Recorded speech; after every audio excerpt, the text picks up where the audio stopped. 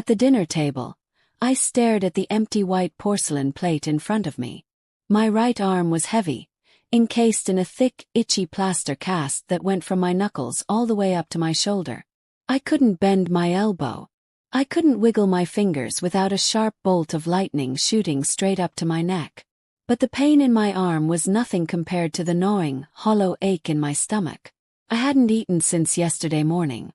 The smell of prime rib, roasted with garlic and rosemary, filled the dining room. It was thick, savory, and maddening. For everyone else at the table, that smell was a promise of a delicious meal. For me it was torture.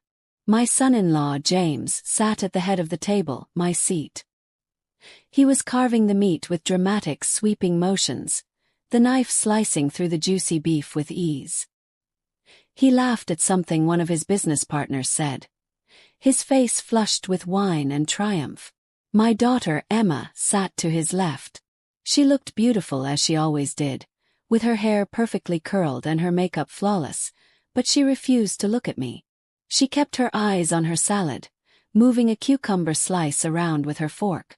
"Well, dig in, everyone," James boomed, his voice echoing off the high ceilings of my house.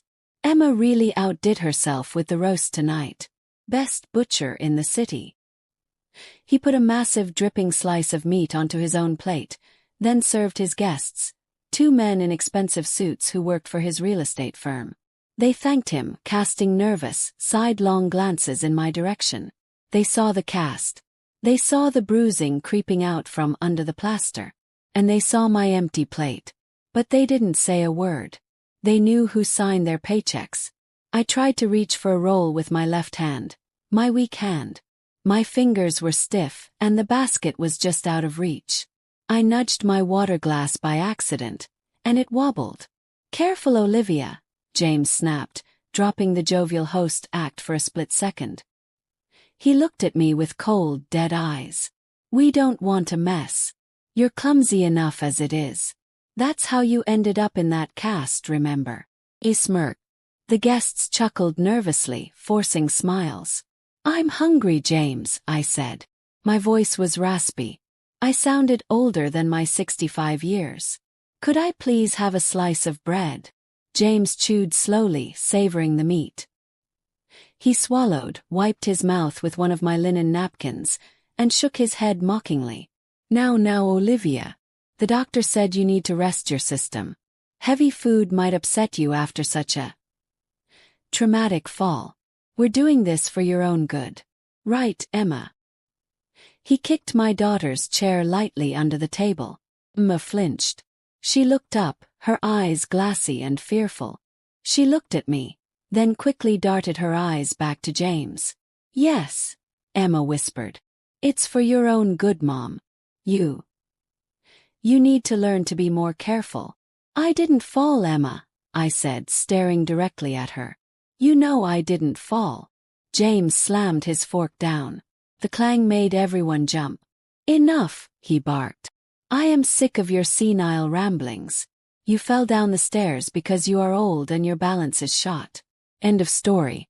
Stop trying to embarrass us in front of guests." He leaned forward, his voice dropping to a menacing hiss. "You need to learn your place in this house. You're a guest here now. And guests don't complain." "A guest in the house I built," I murmured. "A house you are signing over to us tomorrow," James corrected with a grin that was all teeth. "To ensure your continued care." I looked at Emma again. "Emma, please. I'm your mother. My arm is throbbing. I need pain medication. I need food." Emma finally looked at me. I looked for the little girl I had raised, the girl I had put through college, the girl I had comforted when she scraped her knees. I didn't see her. I saw a woman who had been hollowed out by greed and fear of her husband. "Stop it, Mom," Emma hissed, her voice trembling with a mix of guilt and anger. "Why do you always have to make a scene? James is just trying to help. He's trying to manage the estate. You're too old to handle it. And yesterday, well." She took a deep breath and delivered the line that broke my heart more than the bone in my arm. "My husband taught you a lesson. You should have just listened to him in the first place. My husband taught you a lesson." The words hung in the air, heavy and toxic. The guests stared at their plates, cutting their meat in silence. James let out a loud, satisfied laugh. "Exactly," James said, raising his wine glass. "To lessons learned. And to the future owners of this estate." He drank deep. I sat back in my chair, the pain in my arm pulsing in time with my heartbeat. Thump, thump. I looked at the grandfather clock in the corner. It was 7:58 p.m. James thought he had won. He thought the broken arm, the starvation, and the isolation had broken my spirit. He thought that tomorrow, when the notary arrived, I would sign the deed to the estate over to him just to make the pain stop. He thought I was just a helpless old woman, a retired librarian who spent her days gardening. But James made a fatal mistake. He forgot that before I was a librarian, before I was a gardener, I was a judge. For 30 years, I sat on the bench of the Superior Court. I had looked into the eyes of murderers, swindlers, and liars. I knew how to spot a criminal. And I knew that you never ever let a criminal think they have the upper hand until the trap is already snapped shut. I looked at the clock again. 7:59 p.m. "James," I said softly. He didn't even look up from his steak. "What now?" "If you ask for bread again, I'm putting you in your room." "I just wanted to let you know," I said, keeping my voice steady, stripping it of all emotion, "that someone is coming to the door in exactly 1 minute." James stopped chewing. He looked at me, confused. "What are you babbling about? The notary isn't coming until tomorrow morning." "Not the notary," I said. "Someone else." "Who?" James demanded, his face darkening. "Did you order pizza? You don't have your phone." I took it. "I didn't need a phone today," I said. "I made a call yesterday. Before you smashed it." James laughed, but it was a nervous sound. He looked at the guests. "She's hallucinating. The painkillers, you know." "Oh wait, she hasn't had any." He laughed again, cruel and ugly. "Who is coming, Olivia?"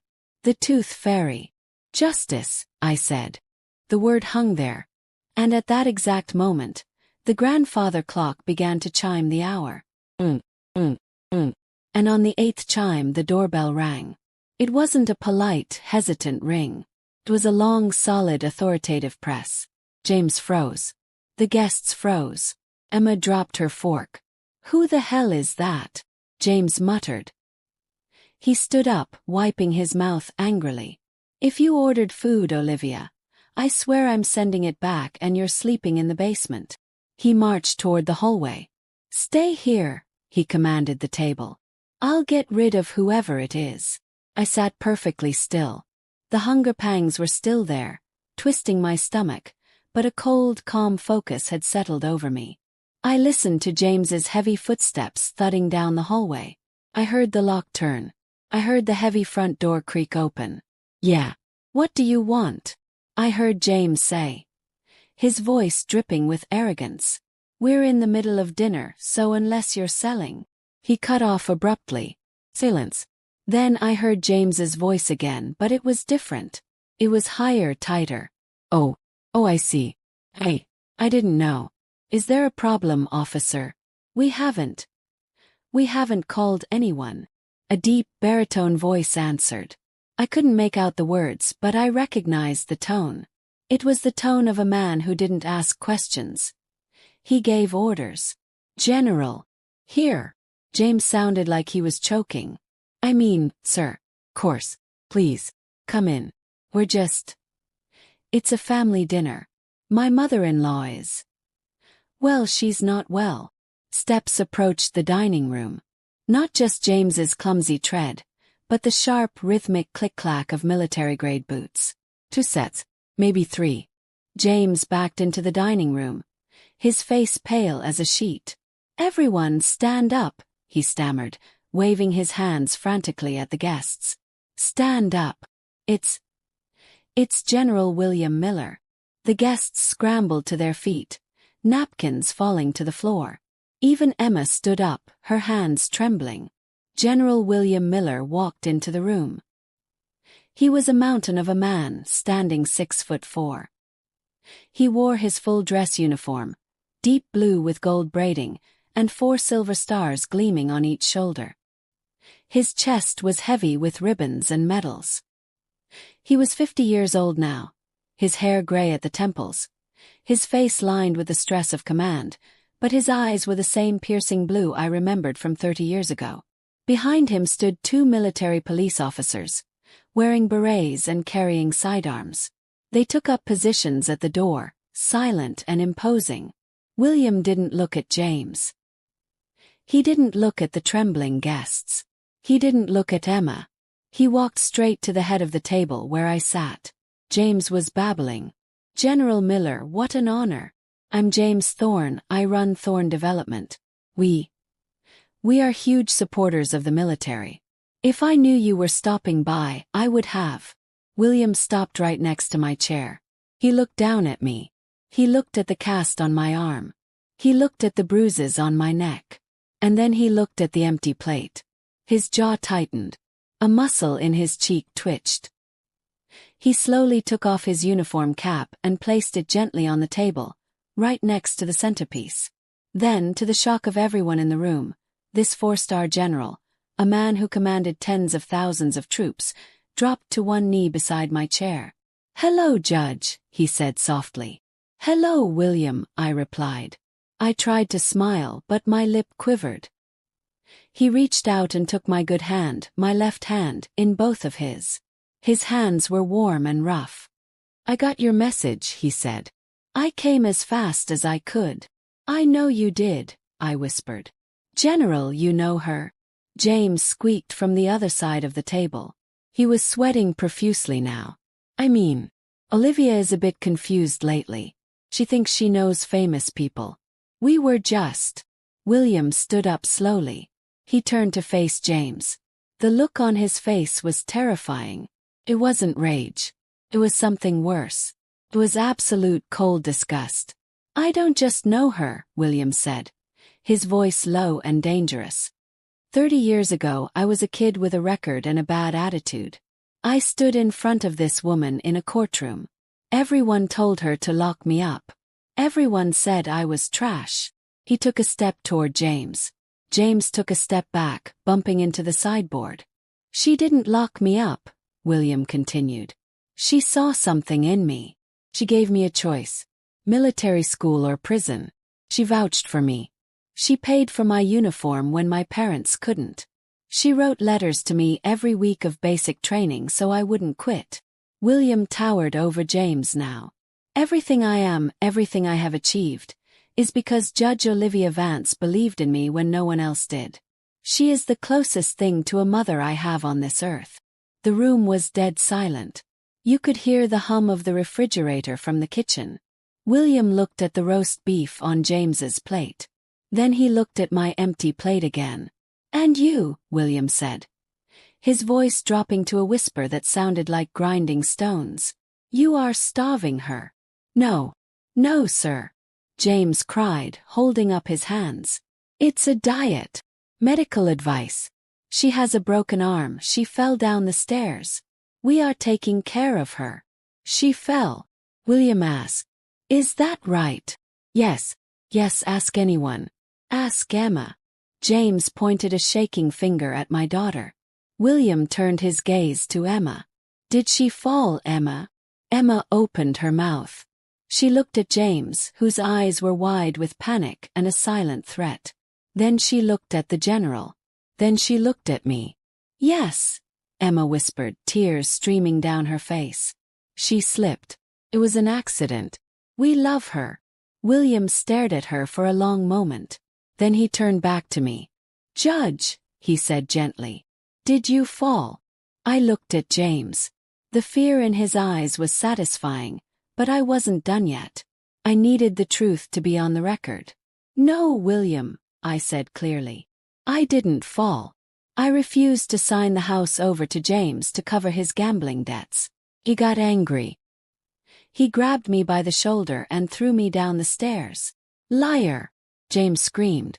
He lost control. "You lying old hag. You're making this up. You're senile. James lunged toward me. Maybe he thought he could intimidate me one last time. Maybe he was just stupid. But he moved toward me with his hand raised. It was over in a second. One of the military police officers moved so fast he was a blur. He stepped forward, grabbed James's raised arm, twisted it behind his back, and slammed him face first onto the dining table, right into his plate of roast beef. Gravy splashed everywhere. "Ack! My arm!" James shrieked. "Stay down!" the officer shouted, pressing James's face into the mashed potatoes. William didn't even flinch. He didn't look at James. He reached over, picked up the platter of untouched roast beef, and set it down gently in front of me. He picked up a clean fork and knife. "I think we need to have a little talk about lessons, James," William said calmly, as he began to cut a piece of meat into small, bite-sized pieces for me. "But first, the judge is going to eat." He held a piece of meat out to me on the fork. I opened my mouth. It was the best thing I had ever tasted. James was whimpering into the tablecloth. Emma was sobbing silently. The guests were frozen statues. "Eat, Judge," William said softly. "Take your time. We aren't going anywhere." As I chewed, feeling the strength return to my body, I watched James struggle against the officer's grip. "You can't do this," James muffled out from the table. "This is private property. You have no jurisdiction. Also, I know people." William smiled. It was a cold, hard smile. "I was hoping you'd say that," William said. He pulled a folded document from his inside jacket pocket. "Because I didn't come alone. And I didn't just come for dinner." He tossed the document onto the table next to James's head. "What is that?" James wheezed. "That," William said, "is a federal warrant. But before we get to that, I think the judge has a few things she wants to say to you. Don't you, Olivia?" I swallowed the food. I took a sip of water that William poured for me. I felt the warmth of the food and the warmth of safety spreading through my chest. "Yes," I said. "I do." I looked at my daughter. "Emma, look at me." She lifted her tear-stained face. "You said James taught me a lesson," I said. "You were right. He did." "Mom, please," Emma sobbed. "He taught me that blood isn't always thicker than water," I said. "And he taught me that I waited too long to do what I should have done years ago." "What?" James groaned. "What are you talking about?" "The will," I said. "And the deed." James stopped struggling for a second. You can't change it. You're mentally incompetent." "We'll prove it." "Actually," I said, "I already changed it. Yesterday morning. Before the accident. Before you broke my phone. I went to the town center, remember? I told you I was going to the library." James's eyes went wide. "I met with my attorney," I continued. "I didn't just sign the house over to you, James. I signed it over to a trust." "A trust?" James whispered. "What trust?" "The Veterans Legal Defense Fund," I said. "A charity that helps soldiers who have been wronged." I figured since I spent my life judging people, and William spent his defending them, it was a fitting legacy. You gave my house away," James screamed. "My house? It was never your house," I said. "And now it never will be." William chuckled. "That's my girl. Still 2 steps ahead." "But that's not the only surprise," William said, looking down at James. "You see, James, when the judge called me yesterday, she didn't just tell me about the abuse. She told me about the conversations she overheard. Conversations you had on the phone in the study. Loud conversations." James went rigid. "Something about zoning permits and bribing the city council," William asked innocently. "And something about laundering money through the construction accounts." The 2 guests in suits suddenly looked like they wanted to vanish into the floorboards. They started backing toward the door. "Sit down," the second MP barked. The guests collapsed back into their chairs. "You see," William said, leaning in close to James, "the judge here has a very sharp memory. She wrote down names. She wrote down numbers. And she gave them to me. No, James whispered. No, that's hearsay. It was hearsay, William agreed. Until my friends at the FBI looked into your accounts this morning. Turns out you aren't just a wife-beater, James. You're a felon. Fraud, embezzlement, racketeering. James started to cry. Big ugly sobs. It wasn't me. It was them. He pointed at his guests. They made me do it. I'm just a middleman. Save it for the judge, William said. And I don't mean this judge. I mean the one who isn't going to be as nice as she was. William nodded to the MP holding James. Get him out of here. He's ruining the judge's appetite. Wait. Emma. James screamed as the officer hauled him up. Emma, tell them. Tell them I'm a good husband. Do something. Emma sat there shaking. She looked at her husband, covered in gravy, crying like a child. Then she looked at me, sitting tall, eating my dinner, protected by a general. Emma! James shrieked as he was dragged toward the door. Emma closed her eyes. She didn't say a word. The front door slammed. The sound echoed through the house, final and heavy. The room was quiet again. The two business partners were trembling so hard the silverware rattled on the table. Get out, William said to them without even looking. The police are waiting for you in the driveway. The two men scrambled up and ran out of the room as if the devil himself was chasing them. Now it was just me, William, and Emma. I continued to eat. The roast beef was cold now, but it was still delicious. William poured me more water. Mom, Emma whispered. Her voice was small like a child's. I didn't look at her. I looked at William. This is excellent beef, William. Thank you. Mom, please, Emma said, her voice cracking. I was scared. You have to understand. He threatened me too. I didn't want to hurt you. I love you. I slowly put down my fork. I turned my chair to face her. You watched him starve me, I said. I sneaked you water, she stammered. You watched him push me, I said. And you told the doctors I slipped. He made me, Emma cried. I had nowhere to go. You had this house, I said. You had me. You had a law degree that I paid for, which you never use. You had choices, Emma. You made yours. Don't say that, she wept. Please. He's gone now. We can start over. Just you and me. Like before. I looked at her, and I felt a deep, profound sadness. But underneath it I felt relief. The cord had been cut. No, Emma, I said. We can't. But where will I go? She asked, panic rising in her voice. The accounts. If they arrest James, they'll freeze everything. Have no money. I have nowhere to live. You're young, I said. You're healthy. And unlike me, you have two good arms. I pointed to the door with my fork. You can leave now. Mom, she screamed. You can't kick me out. I'm your daughter. My daughter died the moment she watched a man break my arm and told me I needed to learn a lesson, I said, my voice hard as iron. You are just the woman who lives in my house. And you are no longer welcome. Emma looked at William, begging for help. William crossed his arms and stared through her. She realized then that there was no appeal.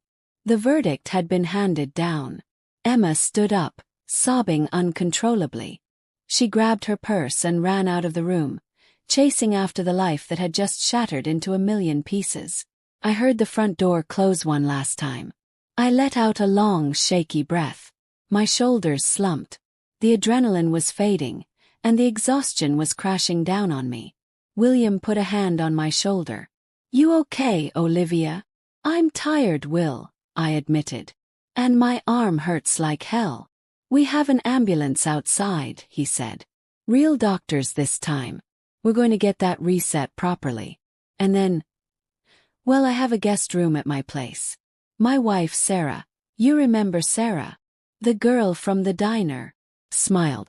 The very one, he grinned. She's been baking cookies since I told her I was coming to get you. She insists you stay with us until you're back on your feet. No arguments. I looked around the empty dining room. It was a big, beautiful house.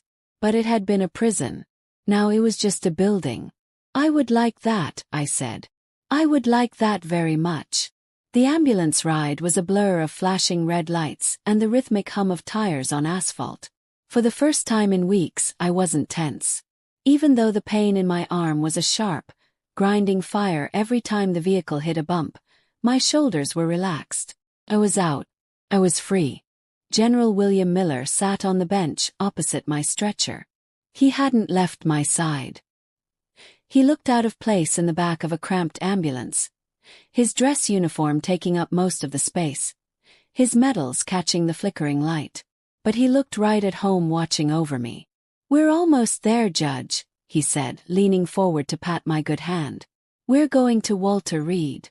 Best orthopedic surgeons in the country are waiting." I called ahead.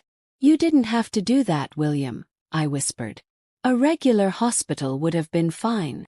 "Not for you," he said firmly. "And not for what that animal did to you." When we arrived, a team was waiting. They moved with the precision of a military unit.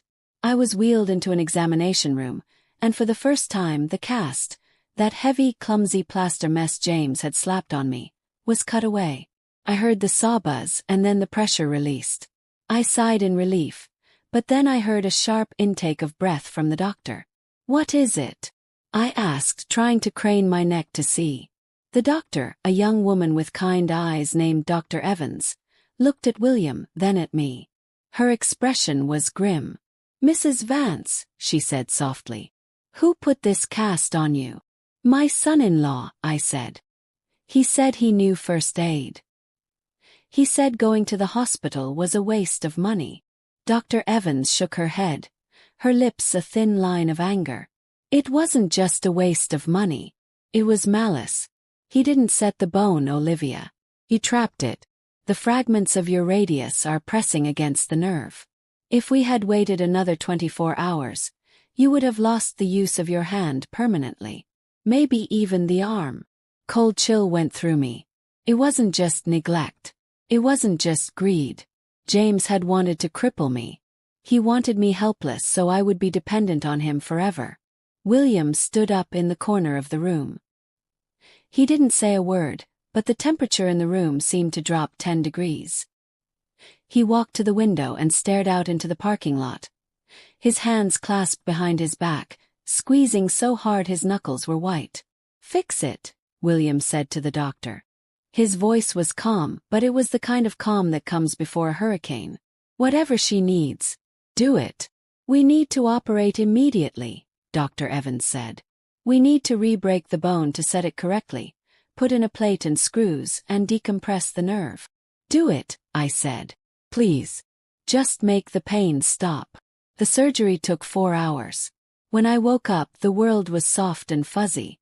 The sharp, grinding pain was gone, replaced by a dull, manageable ache. My arm was wrapped in a sleek, lightweight fiberglass cast, elevated on a pillow. I blinked my eyes open. The room was dim. Someone was sitting in the chair next to my bed, knitting. It wasn't William.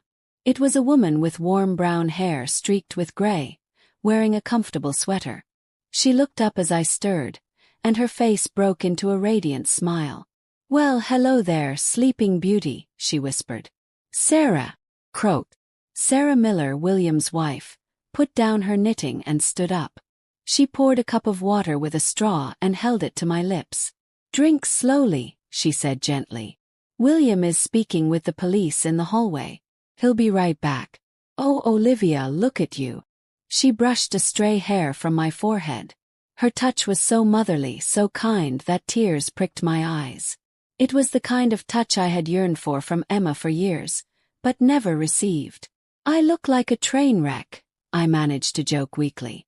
"You look like a survivor," Sarah corrected me firmly. "William told me everything. I'm so angry, Olivia. I am so angry I could scream. But William said I'm not allowed to storm the jailhouse." She winked, trying to keep the mood light, but I saw the moisture in her own eyes. "We have the guest room all set up. I put the flannel sheets on. And I made chicken pot pie. It's waiting for you when you're discharged. You don't have to take me in, I said, the old fear of being a burden creeping back. I can go to a hotel. I have savings. Hush, Sarah said, squeezing my hand. You are family. You saved my husband's life 30 years ago. You gave us a future. Now let us give you a home. Just then the door opened and William walked in. He looked tired but satisfied. He was holding a thick manila folder. You're awake, he said, his face softening as he saw me. Good. Because the detectives just left, and they found something you need to know about. He pulled a chair up to the other side of the bed. Sarah sat on the edge of the mattress, holding my hand. Is it about James? Yes. It's about the house, William said. Specifically, the basement. I frowned. The basement. Just storage. Old holiday decorations, some furniture. I haven't been down there in 2 years. The stairs were too steep for me. That's what James was counting on, William said grimly. He changed the locks on the basement door, didn't he? Said it was for safety. Yes, I nodded. He said the door was drafty. William opened the folder and pulled out a photo. It was a picture of my basement, taken with a flash. It didn't look like a basement. Looked like a warehouse. Floor-to-ceiling shelves were packed with crates. There were boxes of high-end electronics, cases of expensive liquor, and stacks of what looked like designer handbags. James wasn't just a fraud, William explained. He was fencing stolen goods. He was using your home, a respected judge's home, as a distribution center for a smuggling ring. He figured no one would ever search the house of a retired superior court judge. It was the perfect cover. I stared at the photo. My stomach turned. He brought criminals into my house while I was sleeping upstairs. It gets worse, William said gently. We found the logbooks. He's been doing this for 18 months. And there are emails. Emails between him and Emma. My heart stopped. Emma knew. William hesitated, then nodded slowly. She knew. She was helping him launder the money. They were using your identity, Olivia. They opened credit cards in your name to buy shipping supplies. They were going to saddle you with the debt, sell the house, and disappear to the Caymans with the profit. That's why they were so desperate for you to sign the deed. They needed to liquidate the asset before the debt collectors came for you. Closed my eyes. The betrayal was so deep, so absolute, it felt like physical violence. My own daughter. She hadn't just turned a blind eye. She was an active participant. She was planning to leave me penniless and homeless, holding the bag for their crimes. Where is she? Asked, my voice hollow. She's in custody, William said. They picked her up at a motel on the edge of town about an hour ago. She was trying to use one of those credit cards. It was flagged. Good, I said. The word tasted like ash, but it was the truth. She wants to talk to you, William said. She's demanding her one phone call be to you. The police asked if you wanted to take it. I looked at the ceiling tiles. Counted them. 1, 2, 3, 4. I thought about the little girl in pigtails who used to run into my arms when I came home from court. I thought about the teenager who slammed doors. And I thought about the woman who watched me starve. No, I said firmly. I don't want to talk to her. William nodded, a look of respect in his eyes. I'll handle it. He stood up and walked to the door, pulling out his phone. Detective. This is General Miller. The victim declines the call. Proceed with processing. No bail. She's a flight risk. He hung up and turned back to me. It's done. The next few days were a revelation. I was discharged from the hospital and went home with William and Sarah. Their house was everything mine used to be. Warm, full of light and peaceful. Sarah was an angel. She helped me wash my hair. She cooked meals that were rich and nourishing. Beef stew, vegetable lasagna, fresh baked bread. We sat on their back porch, watching the sunset, drinking tea. For the first time in years, I wasn't walking on eggshells. I didn't have to worry that the sound of my own breathing would annoy someone. My arm healed. The physical therapy was painful, but it was a good pain. It was the pain of progress. Every time I squeezed the rubber stress ball, I felt a little bit of my independence returning. 2 weeks later, I was sitting in William's living room reading a book when the doorbell rang. William was at work at the Pentagon and Sarah was out grocery shopping. I was alone in the house. Froze. The sound of a doorbell used to trigger a panic response in me. It meant James was home, or his creditors were at the door. I took a deep breath. I am safe, I told myself. This is not that house. I walked to the door and peered through the peephole. A man in a cheap suit stood there. He held a briefcase. He looked sweaty and nervous. I opened the door, leaving the chain on. "Can I help you, Mrs. Olivia Vance?" the man asked, adjusting his glasses. "Yes. I'm Peter Carr. I'm representing your daughter, Emma Thorne." My grip on the door handle tightened. "I have nothing to say to you." "Please, Mrs. Vance," the lawyer pleaded quickly, jamming his foot in the gap before I could close it. "Just 5 minutes. She's not doing well. The conditions in the detention center are rough." "She's your daughter." I looked at his shoe blocking my door. I looked at his desperate face. James and Emma had hired a bottom-feeder lawyer, probably the only one they could afford now that their assets were frozen. "Move your foot," I said calmly, "or I will break it." And unlike my son-in-law, I know exactly how much pressure it takes to snap a metatarsal bone. The lawyer's eyes went wide. He pulled his foot back instantly. "She wants a deal," he blurted out through the crack. "She's willing to testify against James. She says he forced her. She says she was a victim of coercive control. She wants you to write a letter of support for her bail hearing. If you say she's welcome to live with you, the judge might let her out on house arrest." I laughed. It was a dry, rasping sound. "She wants to live with me. After she tried to sell my home out from under me. She says she has nowhere else to go," the lawyer said. "She says you're her mother, and mothers forgive." "Mothers protect," I corrected him. "I protected her from the consequences of her actions for her entire life. I paid her tuition when she failed classes. I paid her rent when she quit jobs. I let her husband move into my house when his business failed the first time. And look where that got me." I unhooked the chain, opened the door fully, and stepped out onto the porch. I was wearing a soft cardigan Sarah had lent me. My cast was bright pink, Sarah's idea. I looked healthy. I looked strong. "You go back to that detention center," I told the lawyer. "And you tell my daughter that I have written a letter. But it's not for her bail." "It's not?" the lawyer asked, confused. "No," I said. "I wrote a letter to the district attorney. I detailed every single time Emma saw James hit me and did nothing. I detailed every meal she watched me miss. I detailed every time she mocked my disability." The lawyer paled. "Mrs. Vance, that will ensure she gets prison time." "Yes," I said. "It will. It's time for Emma to learn the lesson she tried to teach me. Actions have consequences." I stepped back inside and slammed the door. I locked the deadbolt. I walked back to the living room, my heart pounding, but not with fear. With adrenaline. With power. Picked up my book. But I couldn't read. My mind was racing. That evening, when William came home, he had a bottle of champagne. "What's the occasion?" Sarah asked, kissing him on the cheek. "The grand jury returned the indictments," William announced, loosening his tie. "James Thorne. 30 counts. Wire fraud, elder abuse, grand larceny, trafficking. He's looking at 20 to life. No plea deal offered." "And Emma?" I asked quietly from the armchair. William looked at me, gauging my reaction.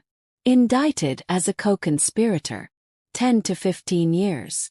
Sarah gasped. "Oh, Olivia. I'm so sorry." I looked at the bubbles rising in the champagne glass William handed me. "Don't be," I said. "Justice is rarely painless. But it is necessary." "There's one more thing," William said, sitting down on the ottoman in front of me. "The city has seized the contraband in the basement. But the house. The house is still yours, technically. Once the investigation is closed, the police tape comes down. Do you want to go back? I thought about the high ceilings. The garden I had planted with my husband 40 years ago. The memories of happier times before James, before Emma turned sour. But then I thought about the stairs. I thought about the dining room table. I thought about the smell of fear that had permeated the drywall. No, I said. I can't go back there. It's tainted. So we sell it. William asked. No, I said, an idea forming in my mind. I donated it to the Veterans Legal Defense Fund, didn't I? You did, William nodded. Well, a legal fund needs an office, I said. But they also need housing.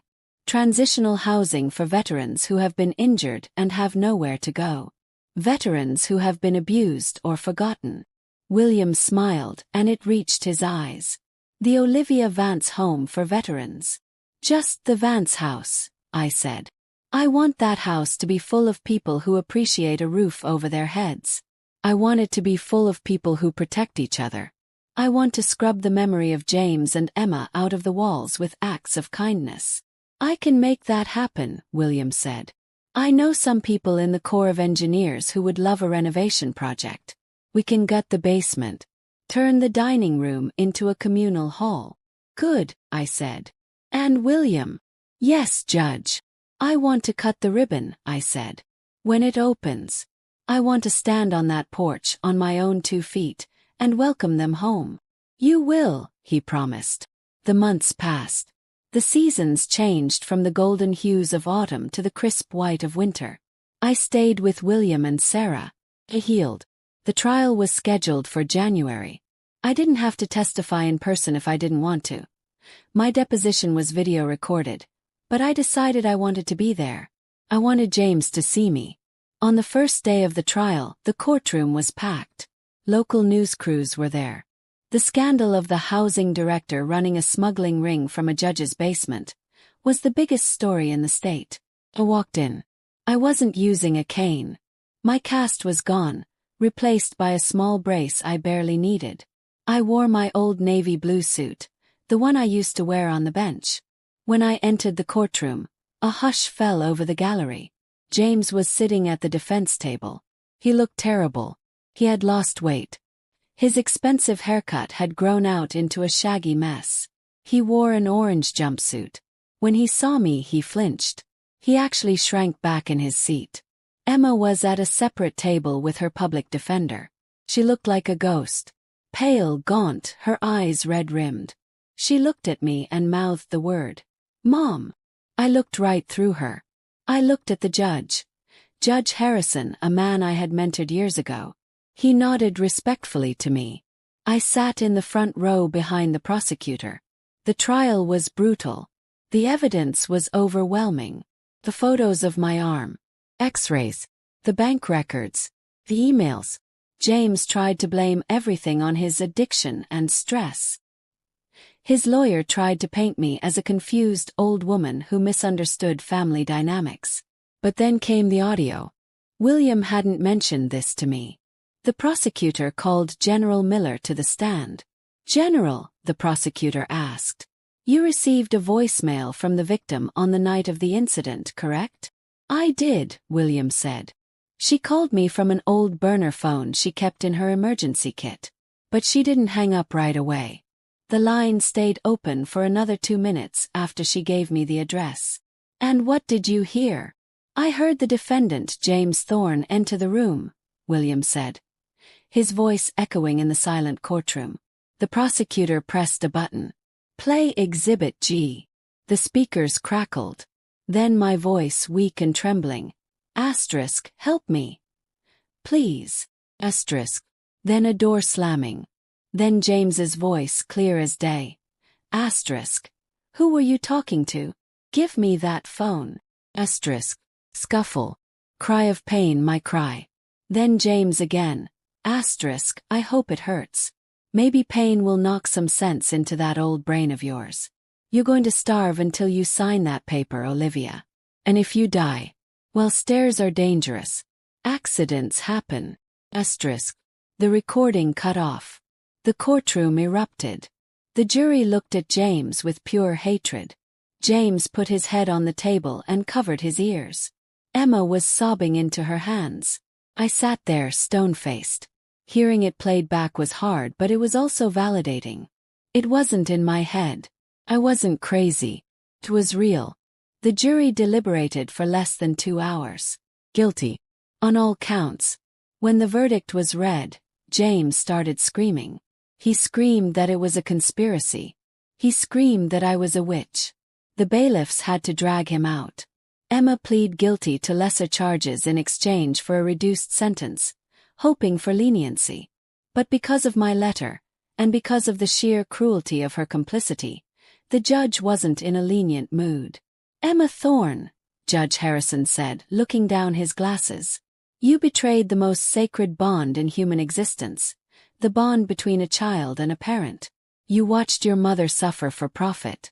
You are sentenced to 8 years in state prison." Emma collapsed. She looked back at me as the bailiffs cuffed her. Mom, help me." I stood up. I didn't turn away. I watched her being led out. I owed it to myself to see the end. As the heavy oak doors swung shut behind her, I felt a weight lift off my chest that I hadn't realized I was carrying. It was the weight of obligation to people who didn't love me. William was at my side instantly. "You okay?" "I'm fine," I said. And I meant it. "I'm hungry. Let's go get lunch." We walked out of the courthouse into the bright winter sun. Cameras flashed, reporters shouted questions. "Mrs. Vance, how do you feel?" But I ignored them. I walked to William's truck, climbed in, and we drove away. 3 months later, spring had arrived. I stood on the front lawn of my old house. But it didn't look like my old house. The overgrown hedges were trimmed. The peeling paint was fresh and white. A new ramp had been installed leading up to the porch, wide and sturdy. A sign hung over the front steps. "The Vance House, a sanctuary for veterans." A crowd had gathered. There were neighbors, local officials, and about a dozen veterans. Men and women of all ages, some in wheelchairs, some with scars visible and invisible. They were looking at the house not with greed, but with hope. William stood next to me, holding a giant pair of scissors. Sarah was on my other side, holding a ribbon. "You ready, Olivia?" William asked. "I am," I said. I looked at the house one last time. I remembered the darkness. But then I looked at the faces of the people standing on the lawn. I saw a young man with a prosthetic leg talking to an older Vietnam vet. I saw them smiling. This house wasn't a monument to my suffering anymore. It was a tool for healing. I took the scissors. I cut the red ribbon. The crowd cheered. "Welcome home," I shouted, my voice strong and clear. Later that afternoon, the house was buzzing with life. People were moving furniture into the rooms. The smell of roast duck, a proper celebratory roast duck, wafted from the kitchen where a Navy cook was preparing a feast. I sat in the living room, the communal hall now, in a comfortable armchair. A young woman approached me. She looked to be about 25. She had a duffel bag over her shoulder and a nervous look in her eye. She had a cast on her arm. "Excuse me," she said softly. "Are you Judge Vance?" "Please call me Olivia," I said. General Miller told me I could come here," she stammered. "My boyfriend. He kicked me out. I have nowhere to go. I didn't know if." She looked at the floor, ashamed. I recognized that look. It was the look I had worn at the dinner table. I stood up. My legs were steady. "What's your name, honey?" I asked. "Sophie," she said. "Well, Sophie," I said, reaching out and taking her good hand. "You are safe here. Put your bag down. You're just in time for dinner." I led her toward the dining room. The table was long, filled with people talking and laughing. There was no head of the table here. Everyone sat together. I pulled out a chair for her. "Sit," I said, "and eat. No one goes hungry in this house." Sophie sat down. Tears welled in her eyes, but she smiled. I sat down next to her. William was across from me, raising a glass of iced tea in a silent toast. I picked up my fork, my silver fork, and took a bite of the duck. It was perfect. I looked around the room. I didn't have my daughter. I didn't have my old life. But looking at Sophie, looking at William, and looking at the community I had built from the ashes of my trauma, I realized something. I had a family. A real family. And for the first time in a long time I lived happily ever after. With a big smile. Then,